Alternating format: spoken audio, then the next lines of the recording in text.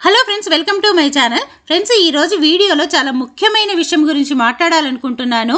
అసలు ఈ సంఘటన గురించి తెలిసిన తర్వాత, విన్న తర్వాత మనిషి అన్న ఎవరికైనా కూడా చాలా అంటే చాలా బాధ అనిపిస్తుంది.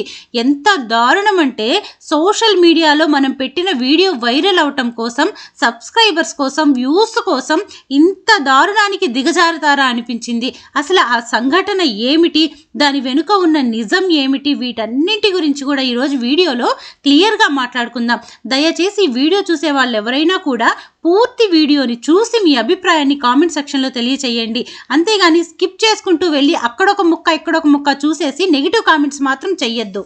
అసలు ఆ సంఘటన ఏమిటంటే, జనవరి 16వ తేదీ కేరళలో ఒక బస్సులో జరిగిన సంఘటన ఇది.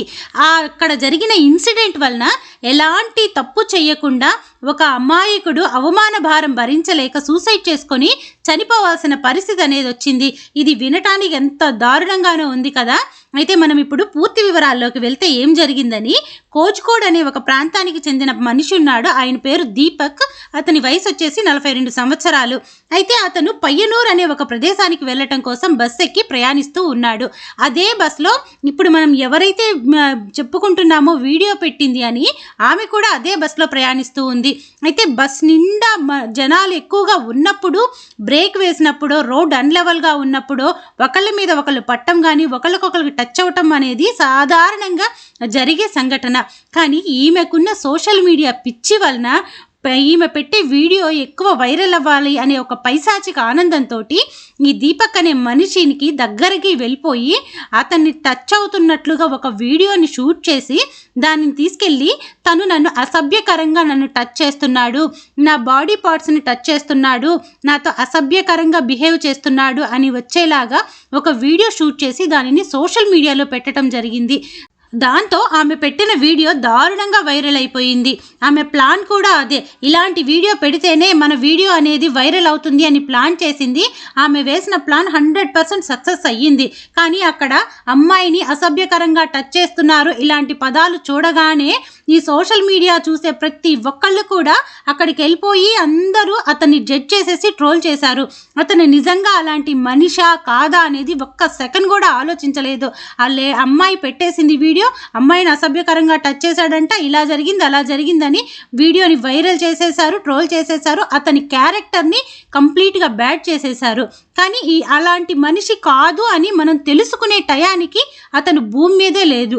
అతను సూసైడ్ చేసుకొని చనిపోయాడు. ఇప్పుడు మనం తెలుసుకొని కూడా ఏమి చేయలేము. అన్యాయంగా మనం చేసిన కొన్ని బ్యాడ్ కామెంట్స్ వల్ల అతని ప్రాణం అనేది పోయింది. ఇంకా ఆమె చేస్తున్న ఆరోపణలన్నీ కూడా పూర్తిగా అబద్ధాలేను, దీపక్ అలాంటి మనిషి కాదు, అతని క్యారెక్టర్ అది కాదు అని వాళ్ళ కుటుంబ సభ్యులు ఎంతగానో చెప్తున్నా కూడా వినకుండా కోర్టులో ఏదో తీర్పు చెప్పేసినట్టు ఈ సోషల్ మీడియా చూసే వాళ్ళందరూ ఏదో జడ్జిల్లాగా ఫీల్ అయిపోయి అతని క్యారెక్టర్ అసోసియేషన్ చేసేసి అతడు తప్పు చేశాడు అని ఒక తీర్పునిచ్చేశారు. అతడు ఆ ఒత్తిడిని భరించలేక, తీసుకోలేక అతను ఈరోజు ప్రాణం తీసేసుకున్నాడు. ఈరోజు మనం మాట్లాడిన మాటలన్నీ వెనక్కి తీసుకోగలం, కానీ అతను ప్రాణం అయితే వెనక్కి తీసుకురాగలమా? వాళ్ళ కుటుంబానికి జరిగిన అన్యాయాన్ని ఎవరైనా మార్చగలుగుతారా? సరే, ఇప్పుడు ఒక్క క్షణము ఆ అమ్మాయి చెప్పిందే నిజం అనుకుందాం. అతను ఆమెని అసభ్యకరంగానే టచ్ చేశాడని అనుకుందాం. అప్పుడు ఆమె అంత ప్రొఫెషనల్గా అక్కడ జరిగే విషయాన్ని వీడియో తీసి సోషల్ మీడియాలో పెట్టే బదులు, నిజంగా నీకు అక్కడ తప్పు జరుగుతుంది అన్నప్పుడు అక్కడ చుట్టుపక్కల ఎంతోమంది పీపుల్ ఉంటారుగా, వాళ్ళందరికీ చెప్పి ఇతను నన్ను అసభ్యకరంగా టచ్ చేస్తున్నాడు అని అతన్ని క్వశ్చన్ చేయొచ్చు. లేదంటే నీవే డైరెక్ట్గా అతన్ని పిలిచి నువ్వు చేసే పనేంటి అని అడగచ్చు. అది కూడా కాదంటే నువ్వు తీసిన ఈ వీడియోని తీసుకెళ్ళి పోలీస్ స్టేషన్లో కేసు పెట్టి పోలీసులకు చూపిస్తే నెక్స్ట్ మినిట్ పోలీసులు తీసుకొచ్చి అతన్ని జైల్లో పెడతారు. అలాంటివి ఏమీ చేయలేదు. కానీ తీసిన వెంటనే చాలా పద్ధతిగా తీసుకెళ్ళి సోషల్ మీడియాలో పెట్టింది. ఆమె అంత పద్ధతిగా సోషల్ మీడియాలో పెట్టిందంటేనే మనకు అర్థం అవ్వాలి కదా, ఆమె ఏదో వాంటెడ్గా క్రియేట్ చేస్తుంది అని. మనం అవన్నీ ఏమీ ఆలోచించాం. నెక్స్ట్ మినిటే అమ్మో అమ్మాయికి అన్యాయం జరిగిపోయింది. అమ్మాయిలకి నిజంగా చాలా జరుగుతున్నాయి దారుణాలు, అన్యాయాలు. అలాంటి దారుణాలు జరగకూడదు అని కొన్ని చట్టాలు తీసుకొచ్చారు. నిర్భయ చట్టం అని, ఇలాంటి చట్టాలు. వాటన్నింటినీ మనం మంచికి ఉపయోగించుకోవాలి, కానీ ప్రతి దానికి ఉపయోగించుకుంటే వాటికి విలువ అర్థం అనేది ఉండదు. అమ్మాయిల మీద నిజంగా కొన్ని చోట్ల జరుగుతున్నాయి. కొన్ని ప్రియాంకారెడ్డి అనే అమ్మాయి గురించి కానీ, నిర్భయ గురించి కానీ ఇలా ఎన్నెన్నో దారుణాలు జరుగుతున్నాయి. అలాంటి దారుణాల కోసం పెట్టిన చట్టాలని ప్రతి చిన్నదానికి సోషల్ మీడియా కోసం, మన పైశాచిక ఆనందం కోసం వాటిని ఉపయోగించుకొని వాటికి ఉన్న విలువని కాస్త తగ్గించకూడదు. అయితే ఈ మహిళ ఎవరైతే ఉన్నారో ఆమె మరొక వీడియో రిలీజ్ చేసింది. దాంట్లో ఏం చెప్తుందంటే, అతను నిజంగానే నన్ను అసభ్యకరంగానే నన్ను టచ్ చేశాడు అని నాకు అనిపించింది. ఆ కారణంగానే నేను వీడియోని సోషల్ మీడియాలో పెట్టడం జరిగింది అంటుంది. నీకు అనిపించింది అన్నప్పుడు స్పాట్లో నువ్వు అతన్ని పిలిచి అడగాలి. లేకుంటే నీకు అతన్ని అడగటానికి అంత ఇబ్బందిగా ఉంటే పోలీసులకైనా కేసు పెట్టాలి, తీసుకెళ్ళి ఆ వీడియోని చూపించి. నీకు సోషల్ మీడియాలో పోస్ట్ చేయడానికి లేని ఇబ్బంది అతన్ని స్పాట్లో డైరెక్ట్గా అడగటానికి ఇబ్బంది అనేది వచ్చిందా?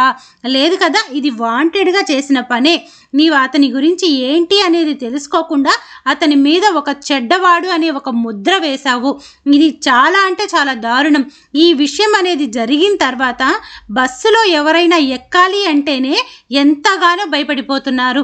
బస్సులో ఒక మనిషి నిలబడితే చుట్టుపక్కల వాళ్ళు ఎవరు ఏ కారణంగా వీడియో తీస్తున్నారో, ఏ కారణంగా వీడియో తీసి సోషల్ మీడియాలో పెట్టి మనల్ని బ్యాడ్ చేస్తారో అని ప్రతిరోజు ప్రయాణించే వాళ్ళందరూ కూడా భయపడిపోతున్నారు ఈ సంఘటనను చూసిన తర్వాత. అయితే ఇప్పుడు మనం సోషల్ మీడియాలో ఎన్నో రకాల వీడియోస్ పెడుతూ ఉంటాం. సోషల్ ఇన్ఫ్లుయెన్సర్స్గా కొంతమంది ఉండి మోటివేషనల్ వీడియోస్ పెడుతూ ఉంటారు. ఇళ్లల్లో ఉండే హౌస్ వైఫ్స్ డివోషనల్ వీడియోస్ పెడతారు, లేకుంటే ఇంట్లో వ్లాగ్స్ చేసి పెడుతూ ఉంటారు డైలీ జరిగే వాటి గురించి. లేకపోతే కొంతమంది ఈ డివోషనల్ ట్రిప్ కానీ బయటికి వెళ్ళిపోయి టెంపుల్స్లో ఉన్న కొన్ని ఫ్యాక్ట్స్ని ఎక్స్ప్లోర్ చేసి వీడియోస్ పెడుతుంటారు. మనం ఎన్ని రకాలుగా కుకింగ్ వీడియోస్ అయినా, ఎన్ని రకాలుగా ఎన్ని వీడియోస్ పెట్టినా కూడా ఈ వీడియోని చూసే వాళ్ళకి అది ఇన్ఫర్మేటివ్గా ఉండాలి. దానివల్ల వాళ్ళు చూసి ఆనందంగా వాళ్ళు నవ్వుకోవాలి. అంతేగాని మనం పెట్టే ఒక వీడియో వల్ల వాళ్ళ జీవితాలు నాశనం అయిపోయే విధంగా, వాళ్ళని క్రిటిసైజ్ చేసే విధంగా ఎప్పుడూ ఉండకూడదు.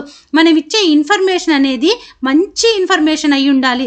ఒక వీడియో అనేది పెడుతుంటే సోషల్ మీడియాలో ప్రపంచం అంతా మనం పెట్టిన వీడియో చూస్తున్నారు అన్నప్పుడు చాలా జాగ్రత్తగా ఒళ్ళు దగ్గర పెట్టుకొని మనం వీడియోని పెట్టాలి.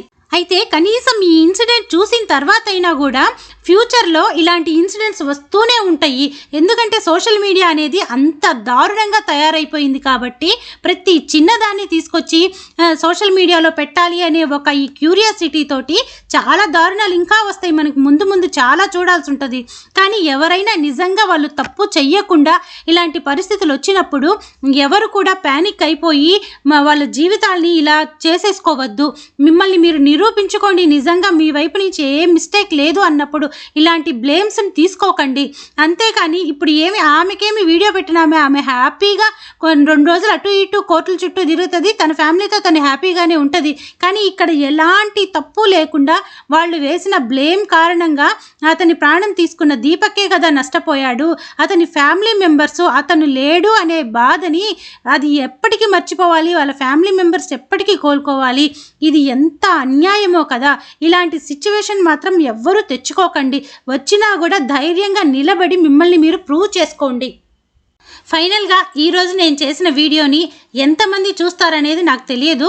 కానీ చూసిన ప్రతి ఒక్కళ్ళు కూడా నేను చేసిన వీడియోలో నిజం ఉంది, నేను నిజమే కదా మాట్లాడాను అనిపిస్తే నా వీడియోకి ఒక లైక్ చేసి మీ అభిప్రాయాన్ని కామెంట్ సెక్షన్లో తెలియచేయండి. అలాగే నేను ఇలాంటి వీడియోస్ చాలా మంచి వీడియోస్ మన ఛానల్లో చేస్తున్నాను. వీటన్నింటినీ మిస్ అవ్వకుండా చూడాలంటే మన ఛానల్ని సబ్స్క్రైబ్ చేసుకొని నన్ను సపోర్ట్ చేయండి. Thank you friends.